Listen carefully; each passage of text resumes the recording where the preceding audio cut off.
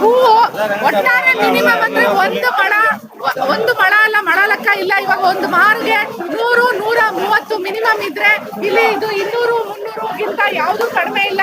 ಜನ ಈಗ ಇಲ್ಲಿ ಮಾರ್ಕೆಟ್ ಬಂದ್ರೆ ಮಿನಿಮಮ್ ಒಂದು 1/4 ಕೆಜಿ ಅರ್ಧ ಕೆಜಿ ಹೂ ತೆಗೆದುಕೊಳ್ಳೇಬೇಕು. ಆದ್ರಿಂದ ಜನ ಇವತ್ತು ಎಲ್ಲ ಡಬಲ್ ಆಗಿದೆ. ಡಬಲ್ ಆಗಿದ್ರು ಸಹ ಒಂದು ವ್ಯಾಪಾರಸ್ಥರಿಗೂ ಸಹ ಅನುಕೂಲ ಅಲ್ಲ. ಯಾಕಂದ್ರೆ ಜನ ಚೆನ್ನಾಗಿ ಸಮೃದ್ಧಿಯಾಗಿ ಕೊಂಡುಕೊಂಡ್ರೆ ಅವ್ರಿಗೂ ಒಳ್ಳೆ ಹಬ್ಬ ಅಂತ ಹೇಳ್ಬೋದು. ಆದ್ರೆ ಇವಾಗ ಏನು ಹೂ ಬರ್ತಾ ಇರೋದು ಕಡಿಮೆ ಇದೆ, ಅವಕ ಕಡಿಮೆ ಇದೆ. ಜೊತೆಗೆ ಈ ಯುದ್ಧದ ಸಂದರ್ಭದಲ್ಲಿ ಎಕಾನಮಿ ಏರಿಳಿತಾ ಇರುತ್ತೆ. ಆದ್ರಿಂದ ಜನ ಕೊಂಡುಕೊಳ್ಳಕ್ಕೆ ಹಿಂದೇಟ್ ಹಾಕ್ತಾರೆ. ಆದ್ರಿಂದ ಹಬ್ಬದಲ್ಲಿ ಸ್ವಲ್ಪ ಮಿನಿಮಮ್ ಆಗಿದೆ. ಕಳೆದ ವರ್ಷಕ್ಕೆ ಹೋಲಿಸಿದ್ರೆ ಇವತ್ತು ಹೇಗಿದೆ ಹೂ ಕೊಂಡ್ಕೊಳಕ್ ಬಂದಿದ್ದೀರಾ ವ್ಯಾಪಾರಕ್ಕೆ? ಹೇಗಿದೆ ಎಲ್ಲ ರೇಟು? ರೇಟ್ ಜಾಸ್ತಿ ಇದೆ. ಇದರಿಂದ ಡಬಲ್ ಕೊಡಪ್ಪ ನೋಡಿದ್ರೆ ಹೇಗಿದೆ? ಒಂದು ಮಳ ನಮಗೆ ಎಷ್ಟಾಗುತ್ತೆ? 150 ಮಾರು 150.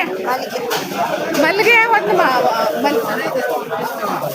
ಸರ್ ಹೇಗಿದೆ 100 ಗ್ರಾಮ್ ಹೂವು?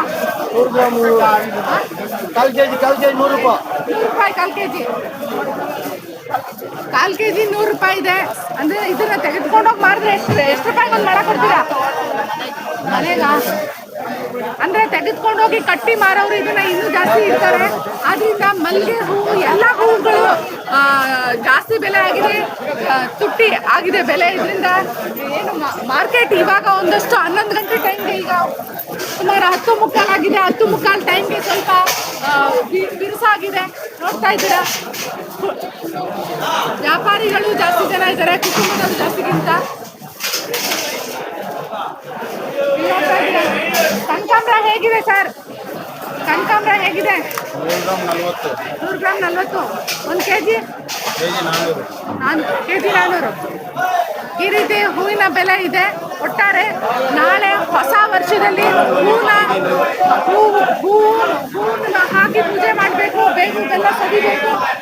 ಈ ರೀತಿ ಮಾರ್ಕೆಟ್ ಅಂತೂ ಕಳೆಗಟ್ಟಿದೆ. ಸರ್ ಹೇಳಿ ಸರ್, ಎಲ್ಲಿಂದ ಬರುತ್ತೆ ಹೂಗಳೆಲ್ಲ?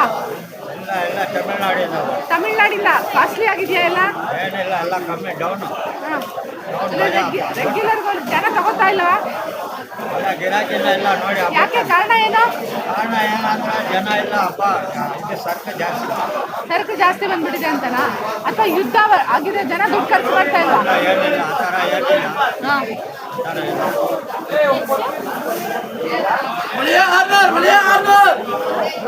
ಏನೇ ಆದ್ರೂ ಹಬ್ಬದ ಸಂದರ್ಭದಲ್ಲಿ ಜಾಸ್ತಿ ಕೊಂಡ್ಕೊಳ್ದಿದ್ರು